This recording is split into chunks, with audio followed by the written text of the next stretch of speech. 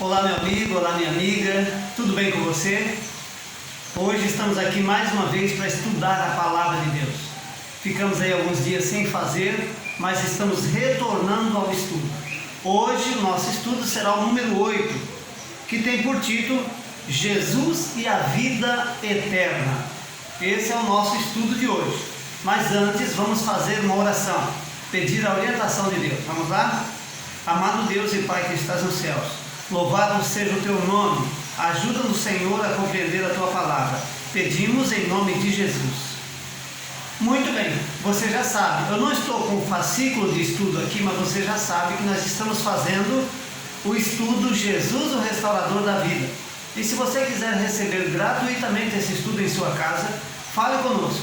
Quero estudar a Bíblia. Vamos à primeira pergunta? Hoje o estudo é Jesus e a Vida Eterna. Jesus e a Vida Eterna. A nossa primeira pergunta encontra-se no livro de Gênesis, a resposta. Gênesis, o capítulo 1, verso 27. Vamos ver como Deus criou o ser humano? Olha o que diz a Bíblia. 1, verso 27. Vejamos aqui.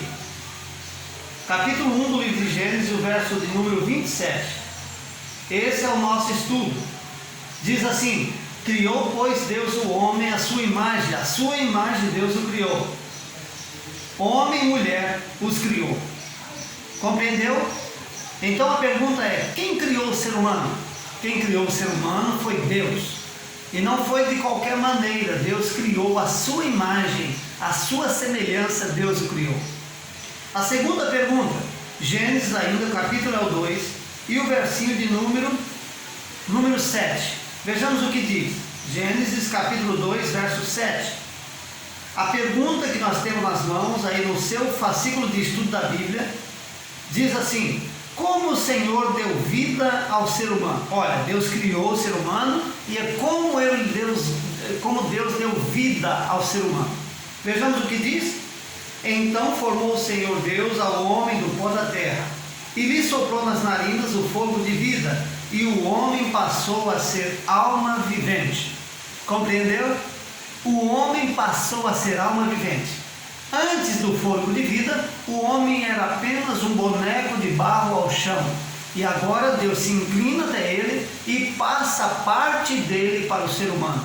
Deus sopra parte de Deus nas narinas do ser humano e diz a palavra dele que o homem agora passou a ser alma vivente.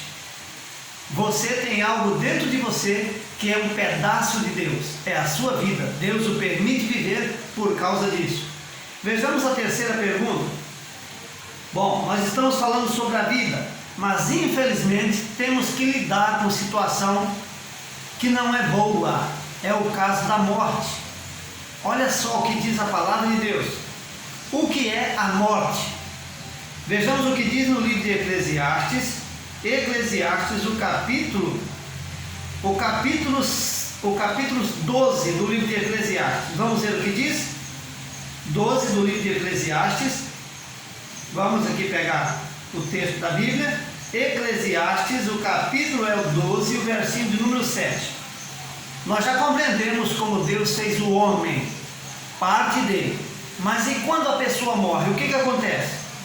Capítulo 12 e o versinho de número 7. Vamos ver aqui? Olha só. O que é a morte?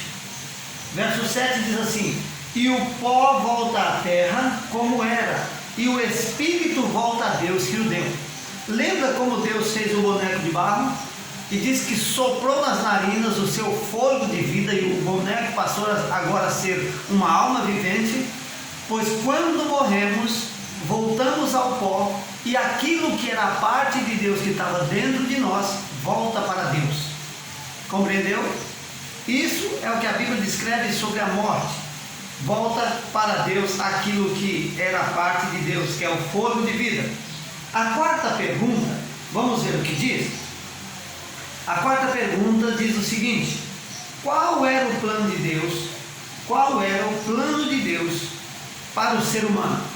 Será que Deus tinha às vezes atribuímos as tristezas, as dores, a morte a Deus, mas será que era esse o projeto de Deus para o ser humano? que o homem fosse criado e que o homem morresse? Vamos ver o que diz a palavra de Deus. O livro de Gênesis, vamos ter que voltar lá no início. No livro de Gênesis, vamos voltar lá no livro de Gênesis. Gênesis, o primeiro livro da Bíblia, o capítulo é o 2, o verso 16 e o verso 17. Vamos ver o que diz. Capítulo 2 do livro de Gênesis, versos 16 e 17. Qual que era o projeto de Deus para o ser humano? Que o homem morresse ou que o homem vivesse eternamente? Olha só. Tomou, pois, o Senhor Deus o homem e colocou no jardim do Éden para cultivar e guardar. E o Senhor Deus lhe deu esta ordem: de toda a árvore do jardim comerás livremente, mas da árvore do conhecimento do bem e do mal, no dia em que você comer, morrerás, porque certamente você vai morrer. Olha o que o texto diz. Deus então fez o ser humano, colocou ele num jardim e disse assim: olha, querem viver eternamente? Então não coma desse fruto, porque no dia que você comer, certamente você vai morrer. Nunca foi projeto de Deus que o homem vivesse como vive hoje, tivesse tantas dores e sofrimentos, mas por desobedecer à ordem de Deus, o homem pecou e o pecado trouxe a morte, a dor e o sofrimento. Isso é o que a Bíblia diz. Então, qual era o plano de Deus para o ser humano? Vida eterna. Esse era o projeto de Deus. Vamos ver mais um texto? O que os mortos sabem? Já que estamos falando sobre os mortos, será que os mortos são como alguns dizem, que eles estão em torno de nós e que sabem tudo que estamos falando? Vamos ver o que a Bíblia ensina a esse respeito? Vejamos o que diz. No livro de Eclesiastes ainda, capítulo 9, vamos ver o que diz?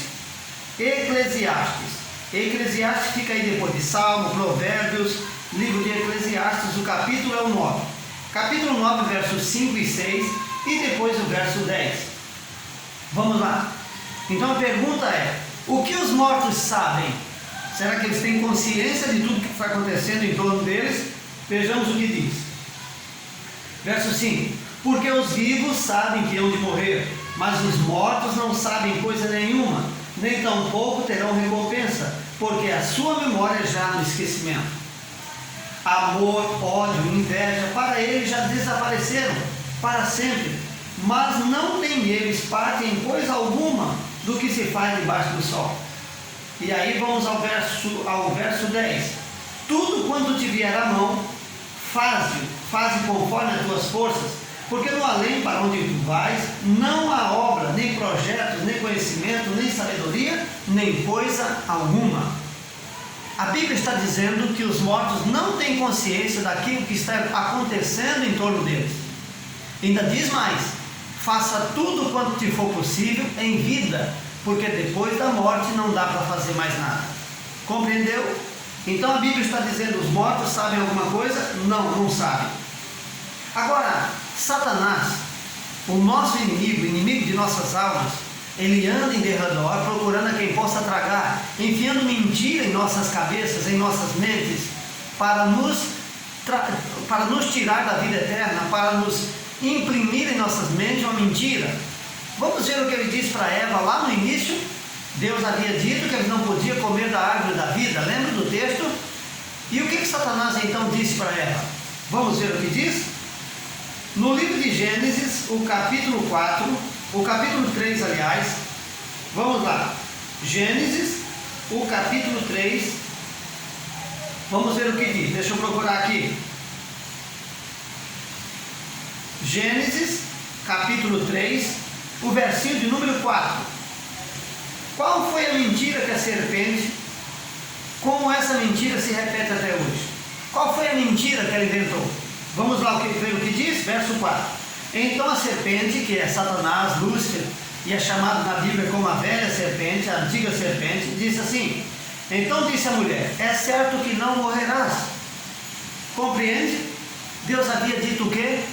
Não sejam desobedientes, porque no dia que vocês forem desobedientes, vocês irão morrer. Mas a serpente disse o que a mulher? Imagina, pode comer à vontade, vocês não vão morrer. E o que aconteceu com Adão e Eva? A Bíblia diz que o pecado trouxe a morte e a morte passou a todos os homens. Portanto, aquilo que Deus havia dito realmente aconteceu. Os homens passaram, a partir daquele dia, por desobediência, passaram a morrer. Eu espero que você não seja desobediente à palavra de Deus. Eu espero que você seja fiel a Deus e à sua palavra. Aquilo que Deus ordenou para não fazer, não faça. Porque Deus disse assim: olha, no dia que vocês fizerem, vocês vão colher as consequências. Meu amigo, minha amiga, que Deus o abençoe. E no próximo estudo que vamos ter, nós vamos aí para Jesus e o juízo. Eu espero que você tenha estudado essa semana. Peço desculpa por não ter postado os vídeos antes, mas a partir de agora vamos postar sempre. Que Deus abençoe você, Deus abençoe a sua família. Oremos. Amado Deus, Pai de amor, de graça e misericórdia, abençoe a este homem, a esta mulher que está estudando a Tua palavra. Que seja, ó Deus, em seus corações aceitos e compreendidos, pois te pedimos em nome de Jesus. Amém. Até o próximo estudo. Fique com Deus.